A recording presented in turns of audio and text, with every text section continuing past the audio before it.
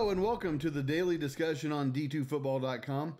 I am Brandon Meisner, the editor of the website. Joining us today is MIAA columnist Ian Carlson. He's done a tremendous job filling that role since the middle of the 2015 season. And with the MIAA schedule hitting its stride this week, we thought we would bring him on and have a discussion about what's going on in the league. Thanks for joining us, Ian. How are you doing today? Doing well. How are you? Doing great. Thank you very much. It's been an exciting start, I think, to the MIAA season. 5 weeks into it, I think some surprises, maybe that, not a lot of people were expecting. But what's your take on what's happened in the league so far this year? It's clearly been a wild first quarter of the season, first 5 games of the season. Like you said, several games, surprise endings, games that in the past would not have been competitive games that were this year, it's been, and because of that, it's been really fun to watch and see how things go. So it's not been the usual suspects just dominating competition like we've seen in years past. Anyone who has ever had to pick games for a column knows how difficult it is. With the unpredictability in the league this year, it has to be tougher than ever. It has. I believe, if I remember right, I think my record so far is, like 22-8 or something like that. That's so, pretty good. and that includes a 6-0 week and a 5-1 week. But the rest of them I didn't do so well. I think there are 2 big storylines in the MIAA this year. The first has to do with quarterbacks. Brooke Bowles gets hurt at Central Missouri, but is replaced, and his replacements have done well. There's only really a couple veterans in the league, and there are a lot of young quarterbacks, including a pretty good one at Northwest Missouri. It's been really neat because not only are they young, but they've all been very athletic, and most of them have been like the so-called two-way players where they're threats both running the ball and throwing the ball, which clearly college football has evolved to that today where you need that kind of a signal caller. Like you said, even Marshall at ESU, he's been a two-way kind of guy in the past. Mazzara is probably the closest to, Mazzara at Fort Hays is probably the closest to a pass-first kind of guy that we've got in the league. That I can think of off the top of my head. But yeah, a lot of young quarterbacks, which means some growing pains are going to happen this year, which we've seen in some games. But it's really exciting for like next year and 2020 and 2021 it's going to be really fun to see how these guys develop. The other big story in the league this year is Pittsburgh State. They are 5-0, have returned to the top of the conference standings. And they've done that by being vintage Pitt State, really, running the football, controlling the clock, and playing good defense. Absolutely. When Coach Rampe came on as offensive coordinator a few years ago, the traditional Pitt State offense that we were so used to seeing went by the wayside a little bit. Right. Worked really well in 2011. Obviously, they won the national championship.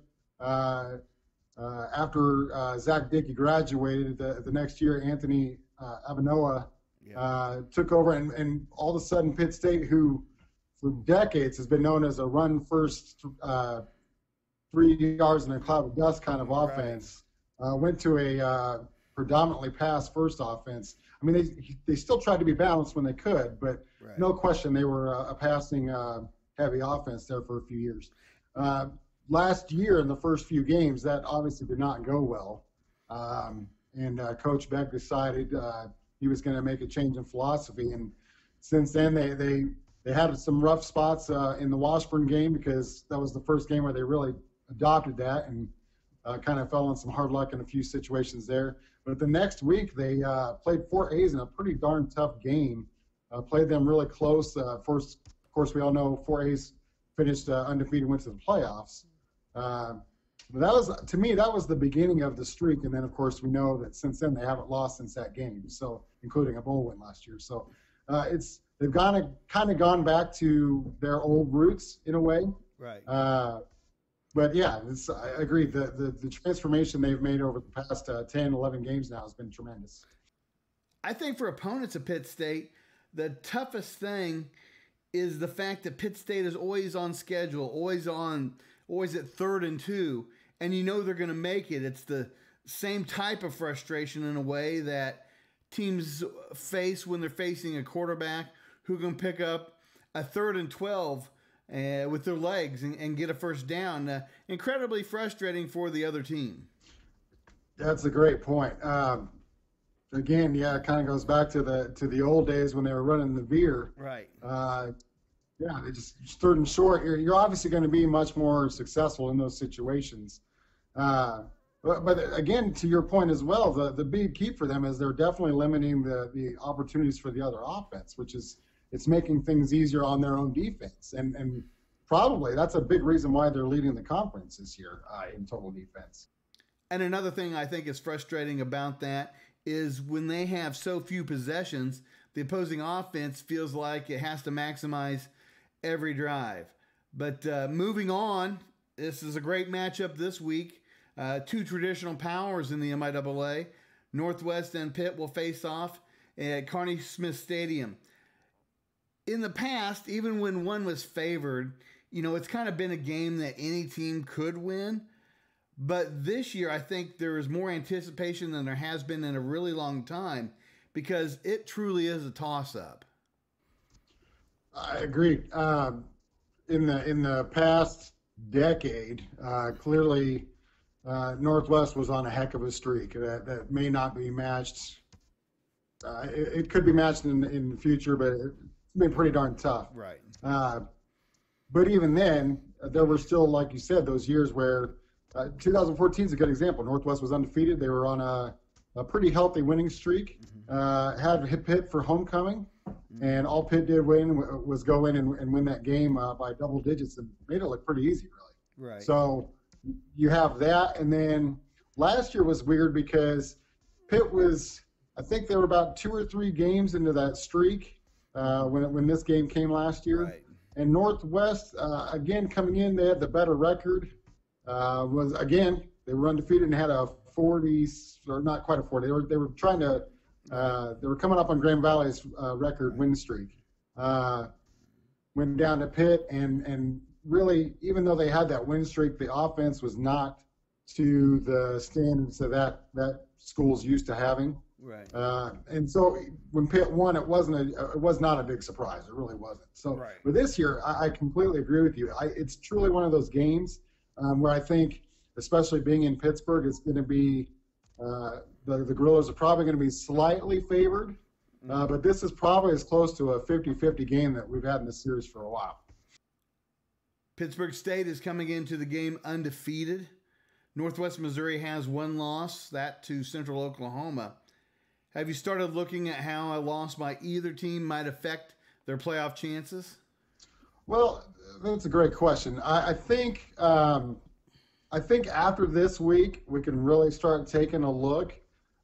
Just because even though Pitt's been undefeated, really the only school that is probably a feather in their cap, so to speak, to this point is probably the Washburn game.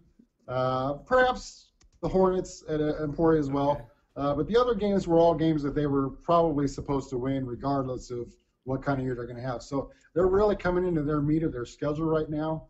This is their biggest challenge to date for sure. And then some of the games afterwards are going to – I believe they got Fort Hays the week after too. So they've got a pretty tough 2-week stretch here if I remember correctly.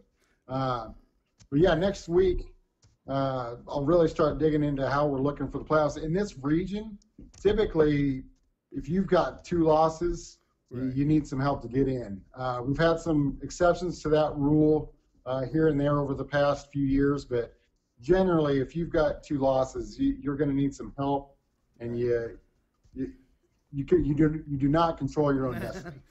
Now, understand that I don't pay as close attention to the league as you might, So this might not be correct, but I look at two other games this week as games that could be interesting. The first one is Central Missouri and Central Oklahoma, and the other one is Fort Hays and Emporia playing each other. Is there any validity to that whatsoever? Well, as this year has shown, anything can happen. So they absolutely close game for sure. There's no question that both Central Missouri and Fort Hays should be favored to win the games. And if you were to go to our message board, pick them, the majority of the folks are probably going to pick those two schools. But at the same time, it's tough because Fort Hays is showing some chinks in the armor this year. They're not running the ball that well, which is a real big surprise for them. Defensively, they're not, mediocre by any stretch of the imagination, but they're not nearly as strong as they were the past couple of years either. So, and Emporia has talent. They've shown in the past, if Brandon Marshall gets going, he's tough to stop sometimes. The Mules looked like probably the team of the conference. In fact, going into the season, I thought they were going to probably be very. If they weren't going to win the conference, it was going to be really close. Gotcha. They dropped the opener against Fort Hays after Brooke Bulls went down, and then as you said, the young quarterbacks came on for a couple games, but then really struggled against Washburn, and Washburn was able to knock them off 20-21. So. And of course, the Broncos knocked off Northwest, exactly. Which to that point had been that was the only MIAA team they had not beaten yet. Yeah. So if you get the Central Oklahoma team that played Northwest against the Central Missouri team that played Washburn, Central Oklahoma certainly has the talent to pull that off. So how do you think things are going to play out from now until the end of the season? So again, that's a great question. The wild card for me is the amount of young quarterbacks we have in this league. If they all play to their potential, my job in trying to predict these games would be a lot easier. But we all know that's probably not going to happen. Really, with the defenses of Pittsburgh State and Northwest Missouri, those two. Again, this game coming Saturday is a huge one in that.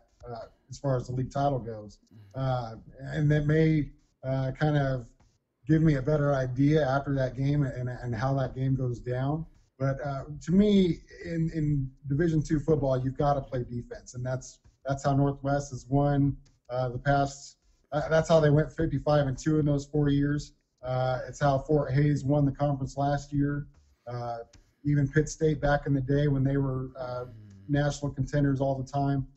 It was because they were very good on the defensive side of the ball. So to me, those two teams probably are the front runners. But I just cannot count out Central Missouri in their offense. And then the fact that Fort Hays, they've had such a strong rising over the past several years.